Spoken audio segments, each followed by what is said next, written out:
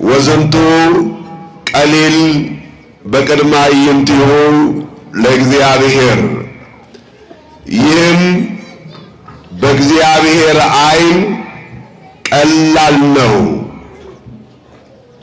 መጽሐፈ ነገሥት ካልዕ ወይም ሁለተኛ ነገሥት ምዕራፍ 3 ቁጥር 18 ላይ ተጽፎ የምናገኘው የሕያው የእግዚአብሔር ቃል ነው። ሁላችንም ዛሬ በብዙ ሸክምና ድካም ውስጥ በሚያስጨንቁ ችግሮች ውስጥ ለምናልፍ ክርስቲያኖች እግዚአብሔር ሁሉን አድራጊ፣ እግዚአብሔር ሁሉን ፈጻሚ እንደሆነ በማመን እንኳን ከኛ በአፋ የሆኑትን ድካም፣ ማጣት፣ መጨነቅ፣ የኑሮ ጉዳይ ቀርቶ ኃጢአታችንን ሊያቀልልን በደላችንን ሊሽርልን የታመነ አምላክ እግዚአብሔር እርሱ እንዳለ በማመን ለተሰበሰብን ምዕመናን ሁላችንም በዚህ ማለዳ እግዚአብሔር የሚነግረን ምንድነው? ለሕይወታችን የሚሰጠን መመሪያ ምንድነው? ብዙ ዘመን ራሳችንን አድምጠን ወጥተን መንገድ ላይ ቀርተናል። እግዚአብሔርን አድምጠን ብንወጣ ደግሞ መባረክ ይሆንልናል። ስለዚህ ሁልጊዜ ሰው እግዚአብሔርን መስማት አለበት።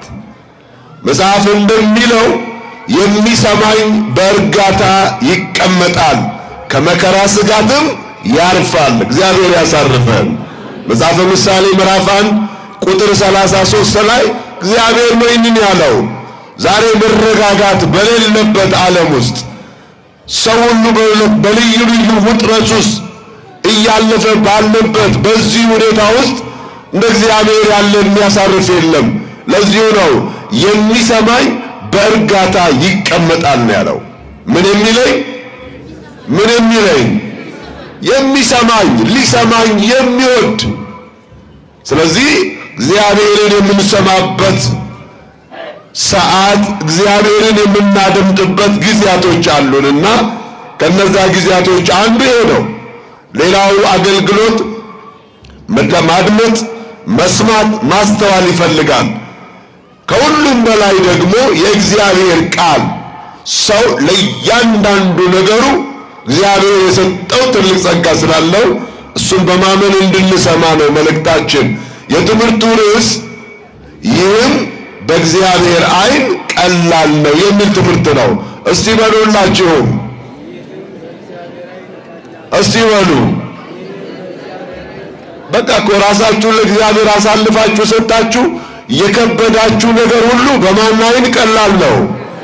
ለእኛ የከበደን አንችለውም ያልናቸው አልወጣውም ያልናቸው ነገሮች ሁሉ ለእግዚአብሔር ምንድን ናቸው? ቀላል ናቸው። ስለዚህ ነው ራሳችንን ለእግዚአብሔር አሳልፈን እንድንሰጥ የምንጠየቀው። ብዙ ሰው ገንዘቡን ይሰጣል፣ ብዙ ሰው ንብረቱን ይሰጣል፣ ብዙ ሰው ዕውቀቱን ይሰጣል። ነገር ግን ልቡን የሚሰጥ ሰው ነው የጠፋው። እግዚአብሔር ደግሞ የሚፈልገው ልባችንን ነው። ልባችን ደግሞ የሕይወት መውጫ ነው። ስለዚህ እግዚአብሔር ልባችንን ከፈለገ እንካን በለው፣ እሱ ይውረሰን፣ እርሱ ራሱ ያድርገን። ስለዚህ በእግዚአብሔር ዓይን ቀላል ነው። ይህንን ቃል የተናገረው ነቢዩ ኤልሳዕ ነው። የመጽሐፍ ቅዱሱ ክፍል ሁለተኛ ነገሥት ምዕራፍ 3 ቁጥር 18 ላይ ነው። ከብዶባቸው የመጡ ሰዎች ይሄ ጉዳይ ከብዶናል፣ አንተ የእግዚአብሔር ሰው ስለ እነዚህ ጉዳዮች ምን ትለናለህ ብለው ጠየቁት። እርሱም የእግዚአብሔር ሰው በገና ደርዳሪ አምጡልኝ። በገና ደርዳሪ ከመጣ በኋላ በገናውን ሲደረድር የእግዚአብሔር ሰው ኤልሳዕ የእግዚአብሔር ጸጋ የእግዚአብሔር እጅ ወደ እርሱ መጣች ነው የሚለው። የእግዚአብሔር እጅ የምሕረት እጅ ነው። የእግዚአብሔር እጅ የይቅርታ እጅ ነው። የእግዚአብሔር እጅ የመጋቢነቱ የካህሊነቱ መገለጫ ነው። ስለዚህ ነው የማነ እዴከ አላለተኒ ብሎ መዝሙረኛው ዳዊት የእግዚአብሔር እጅ ከፍ ከፍ አደረገችኝ፣ የእግዚአብሔር ቀኝ ከውድቀት አነሳኝ። ስለዚህ የእግዚአብሔር እጅ ወደ እርሱ መጣ። ያን ጊዜ ይህንን የመፍትሄ ቃል ነው የነገራቸው። ታሪኩ እንዲህ ነው። መጽሐፈ ነገሥት ካልዕ ምዕራፍ 3 ቁጥር 1 ጀምሮ ስታነቡ 3 መሰረታዊ ችግሮችን ያነሳል። የመጀመሪያው የውሃ መጠማት ነው። ሁለተኛው የሰላም ማጣት ነው። ሶስተኛው ረሃብ ነው። እግዚአብሔር ለእነዚህ ነገሮች በቂ መልስ እንዳለው ቅዱስ መጽሐፍ ይነግረናል። ነገሩ እንዲህ ነው። የይሁዳ የእስራኤል ንጉሥ ኢዮራም የአክዓብና የኤልዛቤል ልጅ ነው። አክዓብና ኤልዛቤል ነቢያተ እስራኤልን ያስገደሉ፣ ኤልያስን ያሳደዱ፣ ናቡቴን የገደሉ፣ የእግዚአብሔር ሐሳብ በልባቸው ያልነበረ ክፋት፣ ተንኮል፣ እልህ እነዚህ ነገሮች በውስጣቸው የነበሩ ሰዎች ናቸው። ከእነሱ አብራክ የተገኘው ኢዮራም ይባላል። ኢዮራም ግን በአባቱና በእናቱ መንገድ አልሄደም ይላል መጽሐፍ ቅዱስ። ነገር ግን የራሱ የኃጢአት መንገድ ነበረው።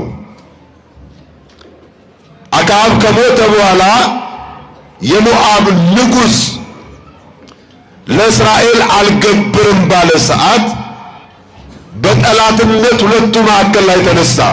መልእክቱን እንዲረዳ ነው እንጂ የሰላም ማጣት፣ የውሃ መጠማት፣ ረሃብ እነዚህ ነገሮች በሰው ሕይወት ላይ የሚያመጡ ተጽዕኖች ቀላል አይደሉም። ስለዚህ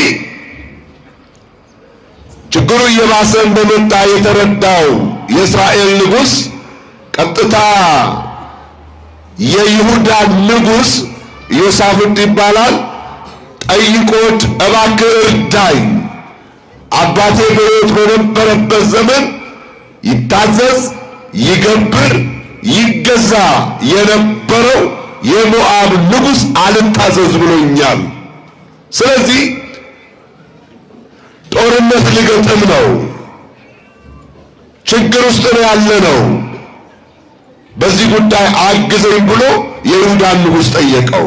የይሁዳ ንጉሥም አብሮ ተያይዘው ጉዳዩን ለመፈጸም በዚህ ጉዳይ ወደ ችግር ከመግባት ወደ ጦርነት ከመጓዝ እግዚአብሔር ያነሳቸው ነቢያት በዘመናት ሁሉ ለሕዝብ መፍትሄ ይሰጡ ነበርና እግዚአብሔርን የምንጠይቅበት ነቢይ ወይም የእግዚአብሔር ሰው በዚህ ከተማ አለን ብሎ ጠየቀው።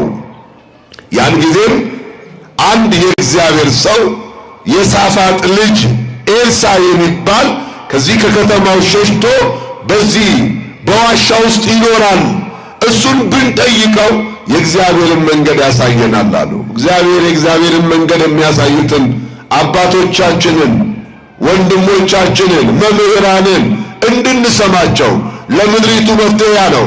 እንኳን እኛ ነገሥታት የእግዚአብሔር ሰው መሪዎች የእግዚአብሔርን ሰዎች ይጠይቃሉ።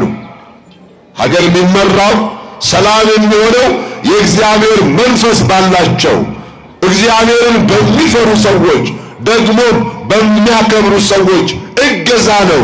ጸሎት ያስፈልጋል፣ ምክር ያስፈልጋል፣ መተሳሰብ ያስፈልጋል። ስለዚህ ይህንን ጥያቄ ሊመልስልን በዚህ በጨለመ ጉዳይ ላይ ብርሃንን ፍንትው አድርጎ የሚያሳየን የእግዚአብሔር ሰው ያስፈልገናል። የማን ሰው ያስፈልገናል? የእግዚአብሔር ሰው ያስፈልገናል። ስለዚህ እሱ ወዴት አለ? በዚህ በዋሻ ውስጥ ይጸልያል፣ ስለ ሕዝቡ ይማልዳል፣ የእግዚአብሔርን ፈቃድ ይጠይቃል። ስለዚህ ወደዚህ ሰው እንሄዳሉ። ሄዱ። ኢዮራም ክፉ ንጉሥ እንደሆነ ይታወቃል። ኤልሳዕንም ጭምር ያሳደደው እሱ ነው። ኢዮሳፍጥ ግን እግዚአብሔርን የሚፈራ ሰውን የሚያፍር። እንዴት ደስ ይላል! በዘመናችን የጠፋው ይሄ ሁለቱ ነገር ነው። በቀድሞ አባቶቻችን ዘመን መጽሐፍም የሚነግረን ሰው እግዚአብሔርን ሲፈራ ሰውን ሲያፍር ሰላም ይሆናል አገር። አሁን እግዚአብሔርን መፍራት ከሰው ስለጠፋ ሰውንም ማፈር ስለጠፋ ሰው ተጨካከ። አይኑ እያየ ሰውን ይገላል፣ ይዘርፋል፣ ይቀማል፣ ሕይወት ያጠፋል። ስለዚህ እግዚአብሔርን የሚፈራ ሰውን የሚያፍር የእግዚአብሔር ሰው ንጉሥ ኢዮሳፍጥ ትንሽ ሀገር ነው የሚመራው፣ ይሁዳን ነው የሚመራው። ኢዮራም ግን በአባቱ ፈንታ ስለተተካ እስራኤልን የሚመራ ንጉሥ ነው። ትልቁ ንጉሥ ልብ ያጣ ሲሆን ትንሹ የይሁዳ መሪ ኢዮሳፍጥ ግን እግዚአብሔርን የሚፈራ እግዚአብሔርን የሚያከብር በእግዚአብሔር የሚታመን ሰው ነበር። ከዚህ በመነሳት ሄደው ስለ ችግራቸው የእግዚአብሔርን ሰው ጠየቁ።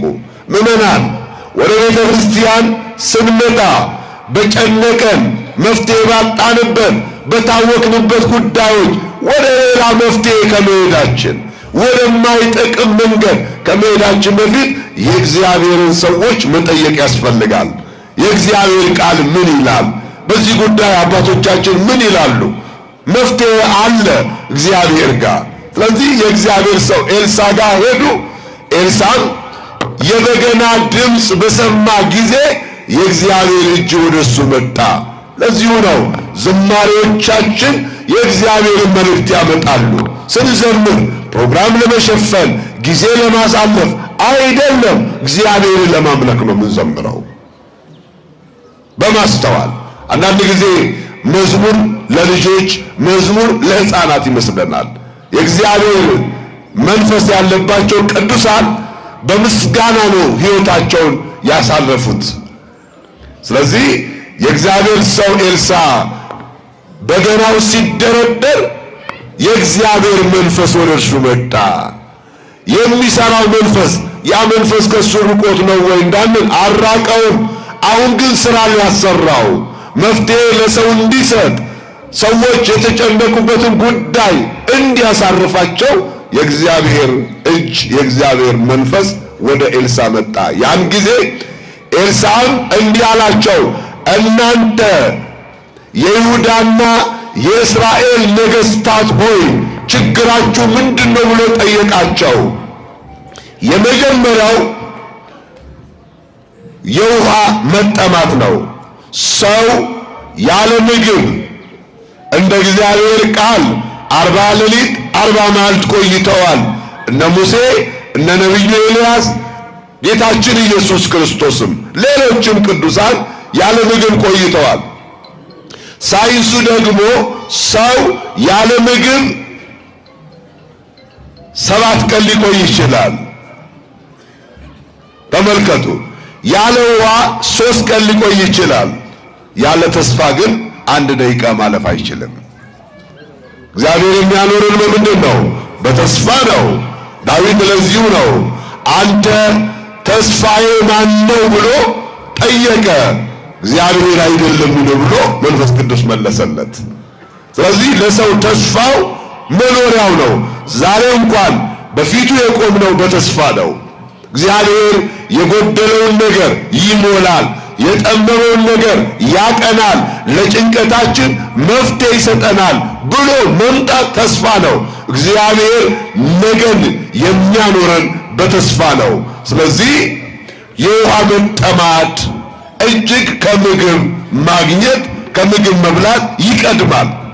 ሰውነታችን ሲዝል ሲደክም በጾም እንኳን ቆይተን ወደ ቤት ስንመለስ ቶሎ የሚሰማን ወደ ምግቡ ነው ወይስ ውሃ መጠጣት ነው? ውሃ ነው። ስለዚህ የውሃ መጠማት ብለው ነገሩት። እግዚአብሔር የሚሰራ ስራ አለው። ይሄ የምታዩት ምድረ በዳ ነው፣ ጫካ ነው፣ ምንም ነገር የለም፣ ጨው ያለ በረሃ ነው። ነገር ግን እግዚአብሔር በዚህ ሸለቆ እግዚአብሔር በዚህ በረሃ ውስጥ ነፋስ ሳታዩ የዝናብ መምጣት የሚያበስር ደመና ሳይመላለስ እግዚአብሔር ይህንን ምድረ በዳ በውሃ ይሞላል አላቸው። አመኑ። ሳይታሰብ ምንም ነገር አሁን የዝናብን መምጣት የሚያበስር ደመና በሰማይ ይመላለሳል፣ ንፋሱ ይቀዘቅዛል፣ ዝናብ ይዘንባል ብለን እንደ አቅማችን እንናገራለን። ያ ሁሉ የለም። እግዚአብሔር ግን ምንም ነገር በሌለበት ሥራ እንደሚሠራ ማሳያ ነውና ምድረ በዳውን በሙሉ በውሃ ሞላው። ክብር ምስጋና ለስሙ አጠራሩ ይሁን። አንዱ ጥያቄ ዛሬ በሕይወታችን ውስጥ የጎደለን ያስጨነቀን መፍትሄ ያጣንባቸው ጉዳዮች ካሉ እግዚአብሔር ችግሮቻችንን ይቀርፋል። እግዚአብሔር ጉድለቶቻችንን ይሞላል። ከኛ የሚጠበቀው ምንድን ነው? ይህም በእግዚአብሔር ኃይል ቀላል ነው ብሎ ነገሮችን ለእርሱ ማስረከብ ነው። ስለዚህ እግዚአብሔር ሰው ኤልሳዕ ወዝንቱ ቀሊል ነገሩት፣ ይሄና ይሄ ነው አሉት። ይህም በእግዚአብሔር ኃይል ቀላል ነው አላቸው። ያኔ ምድረ በዳው በሙሉ በውሃ ተመላ። እንስሶችም አዕዋፋትም አራዊትም ሁሉም ጠጡ፣ ነፍሳት ሁሉ ተመለሱ። የሰው ልጅም ከጭንቀቱ አረፈ። የመጀመሪያው ይሄ ነው። ነፋስ አታዩም፣ ዝናብም አይዘንብም። በምድረ በዳው ላይ ግን እግዚአብሔር ይሞላል። ምናልባት ለልጆቻችሁ ያጠራቀማችሁት ገንዘብ፣ ሀብት፣ ንብረት ላይኖራችሁ ይችላል። ባዶ ነኝ፣ እኔ ምንም ነገር የለኝም፣ ያለኝ ግን እግዚአብሔር ነው ብለን ስናምን እንደ እግዚአብሔር ቃል ይሆናል። ይህ ማለት እኛ መስራት ሳንችል እጅ እግራችን አጣምረን በመቀመጥ ይመጣል ማለት አይደለም። እግዚአብሔር ሲሰራ ሰው አብሮ መስራት አለበት። ሁለተኛው ምን አልኳችሁ? በትምህርቴ ላይ የሁለተኛው ችግር የሰላም ማጣት ነው። ሰላም ማጣት በብዙ መንገዶች ይመጣሉ። መጽሐፍ ቅዱስ እንደሚነግረን ዳዊት እንዲህ ይለናል፣ ከኃጢአቴ የተነሳ ለአጥንቶቼ ሰላም የላቸውም ይላል። እስቲ በሉላችሁ፣ ከምን የተነሳ? ሰላም የሚጠፋው በመጀመሪያ ከምንድን ነው? ከኃጢአት የተነሳ ነው። መጀመሪያ ሁል ጊዜ ለሰላም መጥፋት ሰው ላይ ነው እጃችንን የምንቀስረው። እገሌ እንዲህ ቢያደርግ፣ እገሌ እንዲህ ቢሰራ፣ እንዲህ ቢሆን እንላለን። ከኃጢአታችን የተነሳ ሰላም ይጠፋል። ስለዚህ ያ ማለት ኃጢአት ላንሰራ እንችላለን ወይ ብለን ብንጠይቅ አንችልም። ምክንያቱም ኃጢአት የሚስማማው ሥጋ ለብሰናል። ከዚህ በመነሳት ምን ማድረግ ይሻላል? በድያለሁ፣ ይቅር በለኝ። የእግዚአብሔር ሰው ነቢዩ ኤርምያስ እስራኤል በባቢሎን ምርኮ ሀገራቸው በተፈታች ሰዓት እንዲህ ብሎ ነው የጸለየው። ሰላም ጠፋ እስራኤል ላይ። የጸለየው ጸሎት ብርቱ ጸሎት ነው። ምን የሚል ጸሎት? እግዚአብሔር እኛም አባቶቻችንም በድለዋል፣ አሳዝነዋል። ስለዚህ እባክህ ተመለስ፣ እኛንም መልሰን ብሎ ነው የጸለየው። እኛንም ይመልሰን መድኃኔዓለም እርሱ። እውነት ለመናገር ኃጢአታችን ምን ያህል ፈታኝ እንደሆነ እናውቀዋለን። በደለኞች ነን፣ ኃጢአት እንሰራለን። ንስሐ በገባን ሰዓት ግን የእግዚአብሔር ሰላም ወደኛ ይመጣል። ሰላም ብዙ ጊዜ ከሰው ከራስ ይነሳል። ዋናው ምንጩ ግን እግዚአብሔር ነው። ስለዚህ የሰላም መታጣት የሚመጣው ከኃጢአታችን ነው። ሁለተኛው ሰላም ማጣት የሚመጣው ከክፉ ሰዎች የተነሳ። ከምን አይነት ሰዎች? ከምን አይነት ሰዎች? ትንቢተ ኢሳይያስ ምዕራፍ 48 ቁጥር 22 ላይ ለክፎች ሰላም የላቸውም ይላል መጽሐፍ ቅዱስ። ለምኖች? ለክፎች። ክፋት መጥፎ ነው። የተወደዳቸው እግዚአብሔር ልጆች፣ እግዚአብሔር ደግ አምላክ ነው። እኛም ልጆቹ ደግ ልንሆን ይገባናል። እግዚአብሔር ቸር አምላክ ነው። እኛም ልጆቹ ቸሮች ሆነን ልንኖር ይገባል። እግዚአብሔር ይቅር ባይ ነው። እኛም እርስ በርሳችን ይቅር እየተባባል ልንኖር ይገባናል። እግዚአብሔር መርምሮን አይደለም የሚያኖረን፣ ምሮን ነው እያኖረን ያለው። እየመረመረን ቢያኖረን ማን በፊቱ ይቆማል? መዝሙረኛው ዳዊት አቤቱ አንተ ኃጢአትን ሁሉ ብትጠባበቅ ማን በፊትህ ይቆማል አለ። ስለዚህ ማን በፊት ይቆማል? ምንም ብትጠባበቅ ኃጢአታችንን ማወራረድ ብትጀምር፣ መቆጣጠር ብትጀምር፣ ያ ማለት እግዚአብሔር ኃጢአት ስንሰራ አያውቅም ማለት አይደለም። የኃጢአተኞች ወዳጅ ነው። ኃጢአትን ግን ይጠላል፣ ይጸየፋል። ንስሐ እንድንገባ እንድንታረቀው ይፈልጋል። ክፋት ደግሞ መጥፎ ነው። ዛሬ ክፋታችን ከመቅደሱ ይጀምራል። ወንድም ወንድሙን፣ ልጅ አባቱን ለማጥፋት የሚያሰረው ሴራ፣ አድመኝነቱ፣ ተንኮለኝነቱ፣ የእርስ በርስ መገፋፋቱ፣ እነዚህን ስናያቸው ሰላም የጠፋው ሁለተኛው በክፉ ሰዎች ምክንያት ነው። በጥባጭ ካለ ማን ጥሩ ይጠጣል? እውነት አይደል? ስለዚህ በየቦታው ቤተክርስቲያን የምትበጠበጠው፣ የሰው ሕይወት የሚበጠበጠው፣ የሰው ትዳር የሚበጠበጠው በክፉ ሰዎች፣ ሴረኞች ሰዎች ናቸው። እነዚያን እኛ አናውቃቸውም። አንድ ታላቅ ሊቅ ምን አለ? እግዚአብሔር ሆይ እኔ ጠላቴን እኔ እከላከለዋለሁ፣ አንተ ግን ከወዳጄ ጠላት ጠብቀኝ።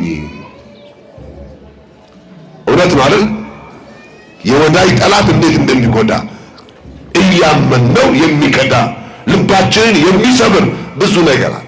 ስለዚህ ሰላም ማጣት ከኃጢአት ይመጣል፣ ከክፉ ሰዎች መብዛት ይመጣል።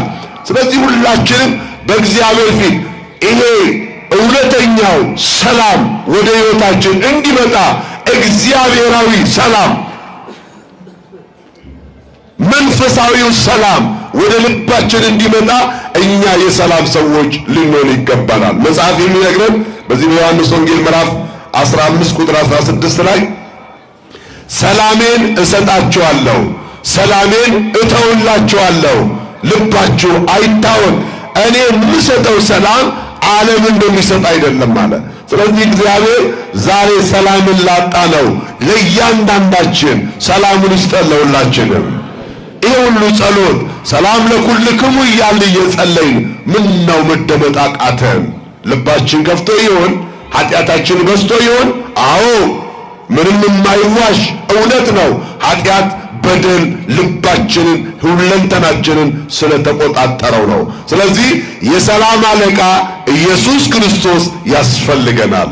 እሱ ሰላሙን ለሁላችንም ይስጠን። ለዚሁ ነው ኢየሱስ ክርስቶስ የሚታወቅበት መገለጫው የሰላም አለቃ በሚለው ነው። ነቢዩ ኢሳይያስ በዚህ በትንቢተ ኢሳይያስ ምዕራፍ 9 ቁጥር 6 ላይ ሕፃን ተወለደልን፣ ወልድም ተሰጠን፣ አለቅነትም በጫንቃው ላይ ነው፣ ስሙም ድንቅ መካር፣ ኃያል፣ የዘላለም አባት፣ የሰላም አለቃ። ክብር ምስጋና ለስሙ አጠራሩ ይሁን። አያችሁ፣ የሰላም አለቃ መድኃኔዓለም ነው። ስለዚህ ለሁላችንም ሰላሙን ይስጠን።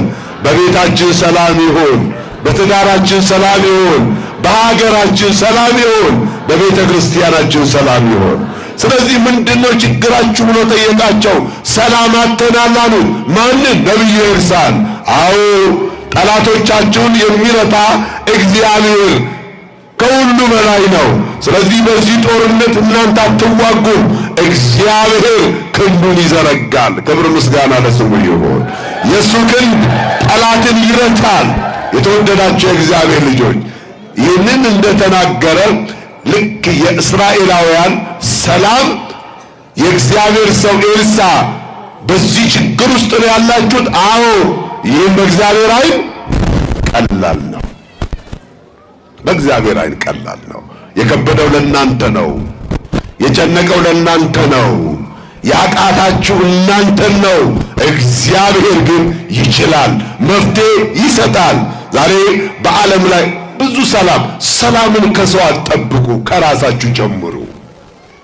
ብዙ ሰው የሚጎዳው የራሳችን ድካም፣ የራሳችን ክፋት፣ የራሳችን እንደው የውስጣችን ችግር ማስተካከል ስንችል እግዚአብሔር እንዴት እንደሚያስተካክለን እናውቀዋለን። ስለዚህ ሁላችንም ንስሐ ልንገባ ከእግዚአብሔር ጋር ልንታረቅ ልንመለስ ይገባናል። ስለዚህ እግዚአብሔር የረዳው የእግዚአብሔር ሰው ኤልሳዕ ይህንን መፍትሄ ጠቆመላቸው። ሶስተኛው ረሃብ ነው። እንደምናውቀው ረሃብ ጊዜ አይሰጥም። ስለ ረሃብ ደግሞ ለማውራት ሌሎችን መጠየቅ አይጠበቅብንም። የብዙ ጊዜ ልምድ አለን አይደል? እኛ በጣም የእግዚአብሔር ምሕረቱ እየጎበኘን ቸርነቱ እያገዘን ነው እንጂ ብዙ ችግሮችን ብዙ መከራዎችን አሳልፈናል። በዚህ ሰዓት በኑሮ ውድነት ሰው ባለው አኗኗር ቤተሰቡን አይደለም ራሱን ማቆም ባቃተው ዘመን በእውነት እኛ ኢትዮጵያውያን የምንኖረው በጀት ተበጅቶልን በሀብት አይደለም፣ በእግዚአብሔር ተአምር ነው የምንኖረው። የሚያኖረን ማን ነው? እግዚአብሔር። እግዚአብሔር ትልቁ መፍራት የሚያስፈራን ሁላችንም መፍራት የሚገባን ነገር ቢኖር ይሄ የሥጋ ረሃብ አይደለም፣ የነፍስ ረሃብ። አያችሁ፣ በዚያ በነቢዩ በአሞጽ የተነገረው ቃል እግዚአብሔር በምድር ላይ ረሃብን እሰዳለሁ እልካለሁ። ያ ረሃብ አለ ውሃ ከመጠማት እንጀራን ከማጣት አይደለም። የእግዚአብሔርን ቃል መጽሐፍ ቅዱስ የሚነግረን በማቴዎስ ወንጌል ምዕራፍ 4 ላይ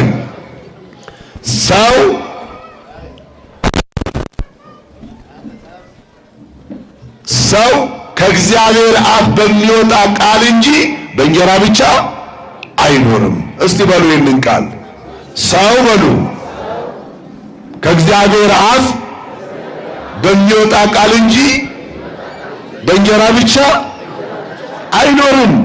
የሚያኖር ማን ነው? እግዚአብሔር ነው። የእግዚአብሔር ቃል ነው። ተስፋው ነው። እውነት ነው። ለሥጋችን ጥቂት ምግብ ያስፈልገናል። መመገብ እንደሚያስፈልገን እናውቃለን።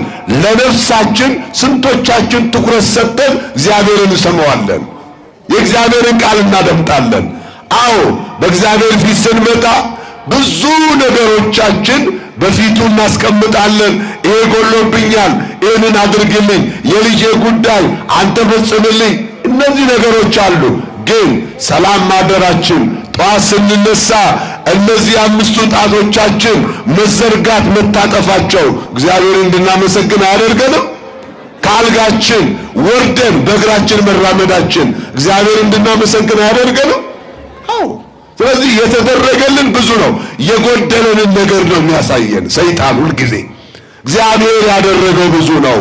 አምላኬ ሆይ ይህንን የገደልኩትን ዓይኔን እንዲገልጥ ይህንን ብርሃን እንዳይ ስለረዳኸኝ አመሰግናለሁ ማለት ያስፈልጋል። ይህ ሁሉ ነገር ይህ ሁሉ ጸጋ እያለን ከእግዚአብሔር ጋር ያለን የአባትና የልጅነት መንፈስ አይደለም። ስለዚህ ወደ እግዚአብሔር መቅረብ ከሁሉ የተሻለ ነው። ስለዚህ የእግዚአብሔር ሰው ኤልሳዕ ተርበናል አሉት። ወዝንቱ ቀሊል በቅድመ አዕይንቲሁ ለእግዚአብሔር። ለዚሁ መፍትሄ አለው። ተርባችኋል? አዎ። ይህም በእግዚአብሔር ዓይን ቀላል ነው።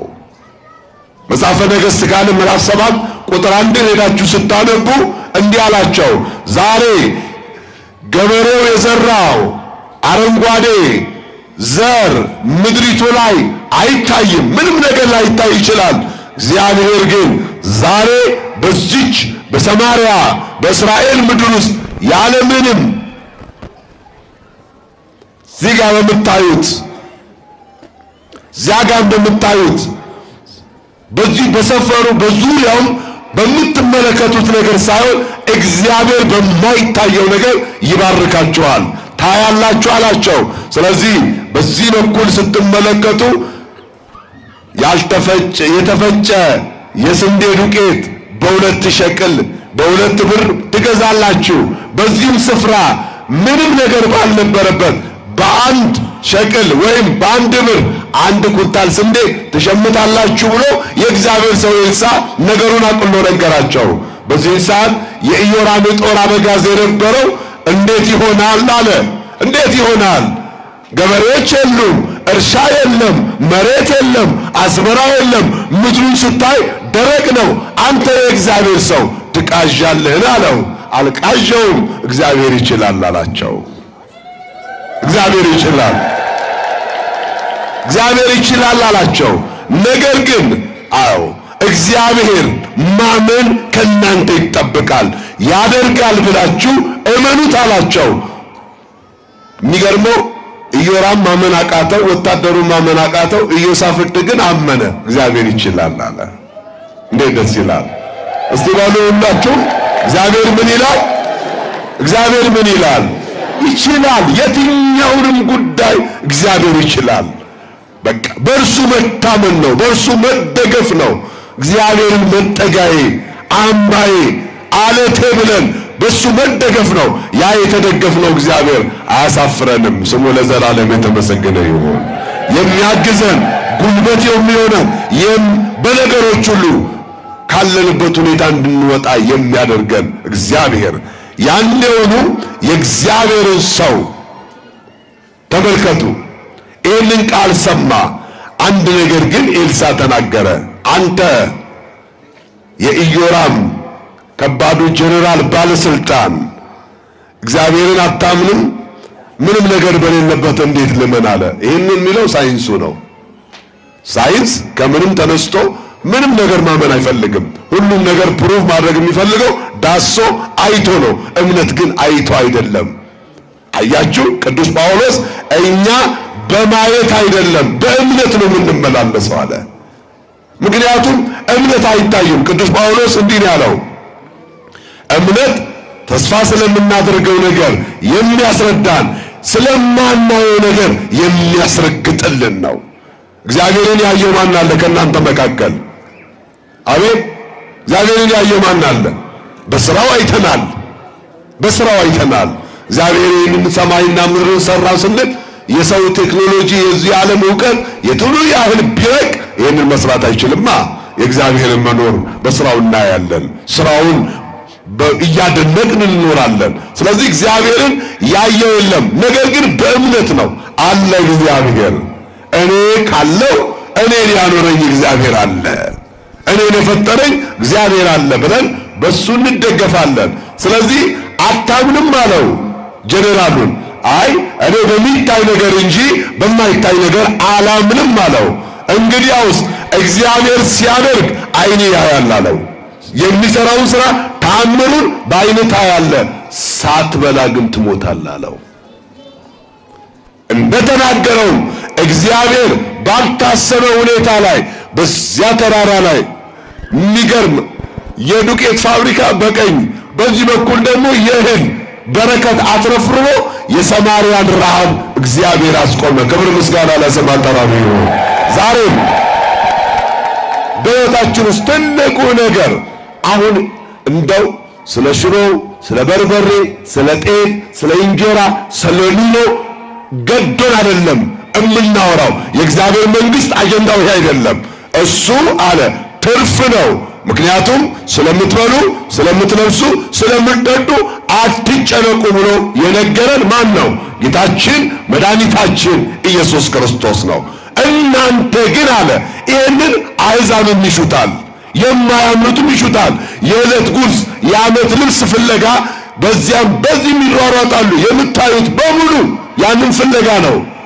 ነገር ግን እናንተ ክርስቲያኖች በአብ በወልድ በመንፈስ ቅዱስ ስም ተጠምቀን ሀብተ ወልድናን ስመ ክርስትናን ያገኘነው እኛ የእግዚአብሔር ልጆች ነን፣ አሕዛብ አይደለንም፣ ክርስቲያኖች ነን። ስለዚህ ለክርስቲያኖች የሚደረገው ምንድን ነው ስንል መጽሐፍ ቅዱሱ የሚነግረን ይህንን ነው። ስለምትበሉ፣ ስለምትጠጡ፣ ስለምትለብሱ አትጨነቁ። የሰማይ ወፎችን ተመልከቱ፣ አይዘሩም፣ አያጭዱም፣ በጎተራም በሪቅም አያኖሩም። ማን ይመግባቸዋል? የሰማይ አባታቸው ይመግባቸዋል። እናንተ እንዴት ከነሱ ታንሳላችሁ? እግዚአብሔር በመልኩ በአርአያው ፈጥሯችሁ ያኖራችሁ፣ ደግሞም በዘመን መጨረሻ በመልኩ በመልካችን በአርአያችን ተወልዶ ያዳነን መድኃኔዓለም ዛሬም የሚለን አትጨነቁ፣ እናንተ ግን አለ አስቀድማችሁ የእግዚአብሔርን መንግሥቱንና ጽድቁን እሹ፣ ሌላው ትርፍ ነው። አያችሁ፣ እኛ የተጠራ ነው ለትልቅ ዓላማ ነው። ዓለም የሚኖረው በትንሽ ዓላማ ውስጥ ነው። በሚበላው፣ በሚጠጣው፣ በሚያልፈው በቁሳዊ ነገር ላይ ነው። እኛ ግን የተጠራ ነው መንግሥቱን ጽድቁን እንድንወርስ ነው። እግዚአብሔር የተመሰገነ ይሁን። መንግሥቱን የሰጠን መድኃኔዓለም። አያችሁ፣ ሊቁ ቅዱስ ዮሐንስ አፈወርቅ ክብርነ የአቢ እምክብሮሙ ለአይሁድ ይላል። ከአይሁድ ክብር የኛ ክብር ይበልጣል አለ።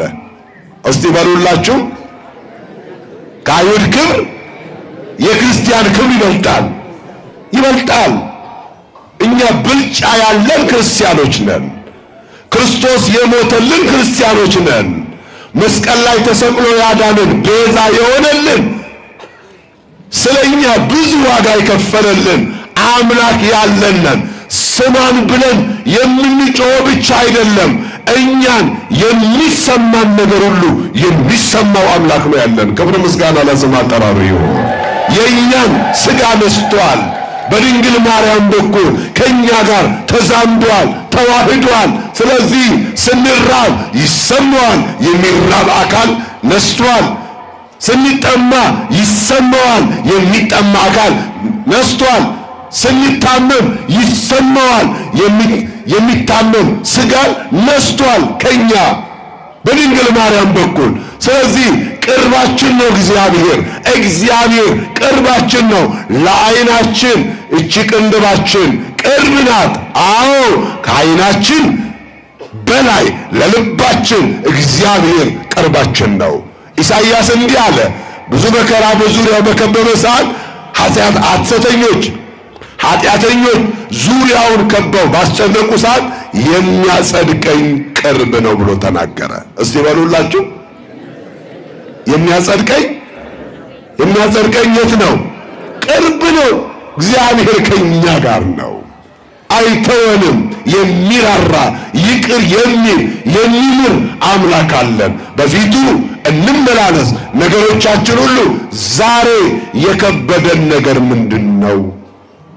በመልአኩ በቅዱስ ገብርኤል መታሰቢያ ቀን በመቅደሱ ተሰብስበናል። ቅዱስ ገብርኤል ይሄ ጉዳይ ከብዶኛል፣ እባክህ ከፈጣሪ አማልደ አስታርቀኝ፣ ይህንን ጉዳይ አቅልልኝ ብላችሁ በፊቱ መጥታችኋል። ዛሬ የከበደባችሁ ነገር ምንድን ነው? እንኳን ኑሯችን ኃጢአታችንን የሚያቀል አምላክ ነው ያለን። እናንት ደካሞች ሸክም የከበደባችሁ ወደ እኔ ኑ፣ እኔም አሳርፋችኋለሁ።